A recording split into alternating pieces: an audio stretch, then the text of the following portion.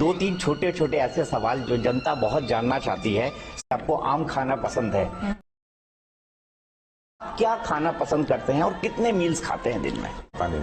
मैं इतनी मेहनत करता हूँ तो मुझे कोई कैलोरी के हिसाब से चलूंगा तो कहाँ मिल बैठता है। मुझे जहाँ तक याद है आपने एक बार मुझे बताया था कि आपको खिचड़ी बहुत पसंद है और खिचड़ी आप खाते रहते हैं। क्या क्या बना लेते हैं आप? ये सब कुछ बनाता हूँ। सब कुछ सब रोटी बेलनी भी आती है आपको? हाँ, सब कुछ बनाता हूँ। पूरा मतलब खाना तैयार कर सकते हैं। ये कैसे सीखा आपने?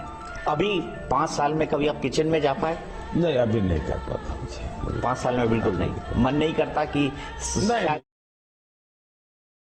प्रधानमंत्री जी, एक और महत्वपूर्ण बात है जो आप पे बड़ी सूट करती है, जैसे आप ड्रेसअप करते हैं, तो क्या आप फैशन के बारे में भी उतना रुचि रखते हैं, कपड़ों के बारे में उतना रुचि रखते हैं? क्या आप पढ़ते हैं? कैसे डिसाइड करते हैं कि इस ओकेजन के लिए क्या पहनना है? प्रेस कॉन्फ्रेंस करी है और वहां उन्होंने जिन जिन कॉन्स्टिट्यूएंसी पर जाकर प्रचार किया, ये आंकड़े हैं, इनको आप भी कंप्यूटर पर वेरीफाई कराकर आप देख सकते हैं, जिसमें मुंबई एक बहुत बड़ा उदाहरण है। वहां पर बीजेपी का सुपड़ा साफ हो गया। आप आडवाणी जी के लिए भी कह रहे हैं, क्योंकि उनको भी पसंद नहीं आ रहे।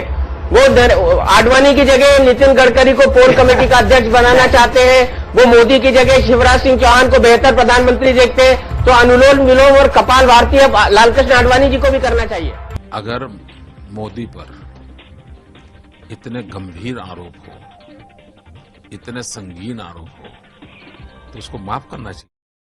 और इसी पर बात करने के लिए कि आखिरकार मौलाना ने मौत क्यों बांटी, हमारे साथ कई सारे खास मेहमान जुड़ गए हैं। हमारे साथ थोड़ी ही देर में जुड़ेंगे मुशर्रफ अली खान साहब, जो कि स्पोक्स पर्सन है तालिबानी जमात के। मेरे साथ मुजाहिर रहमान साहब जुड़ेंगे, ये भी मेंबर है तालिबानी जमात के। दीपक जी, आपने तबलीगी जमात को तालिबानी जमात जानबूझ के कहा है या गलती से कहा है? नहीं, मैंने नहीं कहा, माफ कीजिएगा, हमने इस शब्द का इस्तेमाल नहीं किया।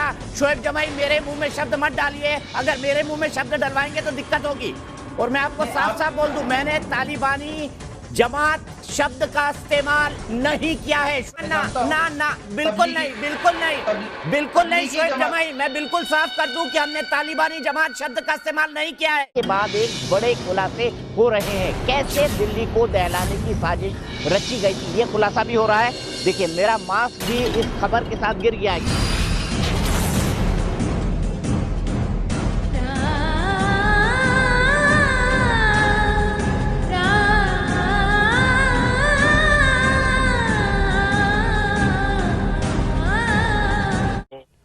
वो एक सोशल क्राइम कर रहे हैं, एक सामाजिक अपराध, एक राष्ट्रीय अपराध, एक मानवता के साथ विश्वासघात कर रहे हैं।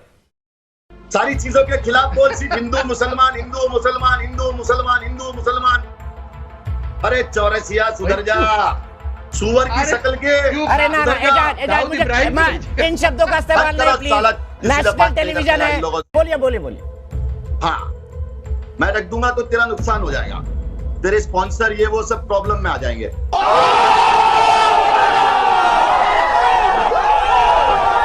इंडोनेशियन, मलेशियन, ये सारे लोग दिल्ली कैसे पहुंचे?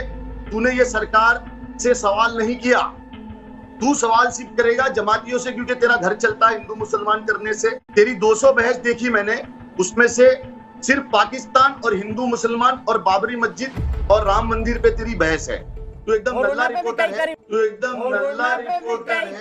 कोरोना फैला है सरकार की गैर जिम्मेदारी से, कोरोना फैला है ये अमीर लोगों से, जो अमीर लोग बाहर से देश के अंदर गरीब लोगों को कोरोना लाके दिए हैं। कर देश में ऐसे ही महामारी चल रही है। सवाल का जवाब तो देखो, मौलाना साहब ने राष्ट्रद्रोह का काम किया या नहीं? अरे वो सरकार कोर्ट डिसाइड करेगी, तू कौन है, मैं कौन होता हूँ, तू कौन होता है ये डिसाइड करने वाला। 1 घंटा हो गया, तुम बक चोरी कर रहे हो।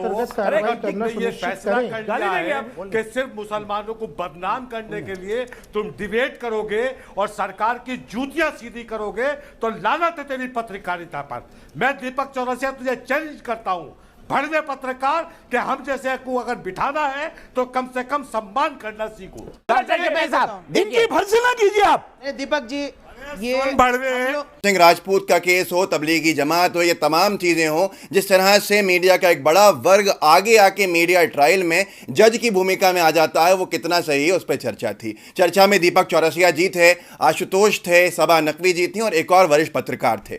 इस पूरी चर्चा का जो केंद्र बिंदु बने थे वो दीपक चौरसिया जी बने थे। सबसे ज्यादा फर्जी खबरें हो या मीडिया ट्रायल हो, सबसे आगे रहे हैं पिछले कुछ दिनों के अंदर। और उनको धो दिया आशुतोष जी ने, किस तरह से, क्योंकि आशुतोष ने उनको आईना दिखा दिया उसी शो के अंदर, और ये शो उनका था भी नहीं और एनडीटीवी पे हो रहा था। जहां सबको आशुतोष जी का एक वीडियो क्लिप दिखाता हूं जिसमें उन्होंने मीडिया, जो गोदी मीडिया है, उसको सीधे सीधे देशद्रोही बताया, जिससे खासी तकलीफ हुई दीपक चौरसिया जी। आशुतोष की ये बात बहुत महत्वपूर्ण है कि ऐसे लोग देशद्रोही हैं जो इस तरह की पत्रकारिता कर रहे हैं, जो गोदी मीडिया की पत्रकारिता है। सुनिए आप। इस देश के बड़े बड़े पत्रकार जो हैं, दरअसल आज की तारीख मेरा मानना यह है कि अगर उनको देशद्रोही कहा जाए तो इसमें किसी तरीके की कोई अतिशयोक्ति नहीं होगी। ये पत्रकारिता नहीं कर रहे हैं। जो पत्रकारों को देशद्रोही कह रहे हैं, चलिए वो रिटायर्ड पत्रकार और रिटायर्ड पॉलिटिशियन है, हम लोग देशद्रोही सही, लेकिन मैं इस बात का जवाब देना चाहता हूं कि लिबरल लोगों को एकाएक रिया चक्रवर्ती से प्रेम क्यों हो गया?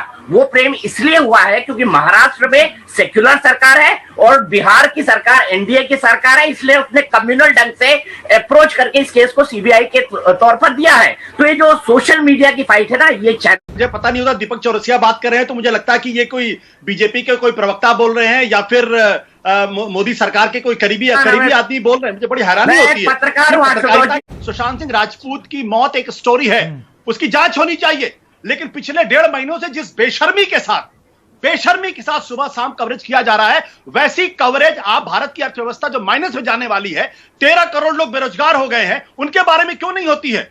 इस देश के अंदर जब चीन की घुसपैठ हुई, उस पर वॉल टू वॉल कवरेज क्यों नहीं होती है? भाई कितने दिन खबर होगी? टॉप हेडलाइन 1 दिन, 2 दिन, 3 दिन, 4 दिन, 5 दिन, 6 दिन, 7 दिन, 8 दिन, 9 दिन, 10 दिन, 12 दिन, 15, कितने दिन खबर होगी? 35, 40, 45 दिन लगातार और 70% टीवी कवरेज। मतलब मजाक हो रहा है क्या इस देश के अंदर? क्या हमने कभी पत्रकारिता नहीं की? क्या बाकी लोगों ने पत्रकारिता नहीं किया है क्या? अगर ये पत्रकारिता है तो माफ करिएगा, मैं ऐसे लोगों को पत्रकार नहीं मानता। ऐसे लोगों को मैं सिर्फ और सिर्फ देशद्रोही कहता हूं। इसके अलावा मेरे पास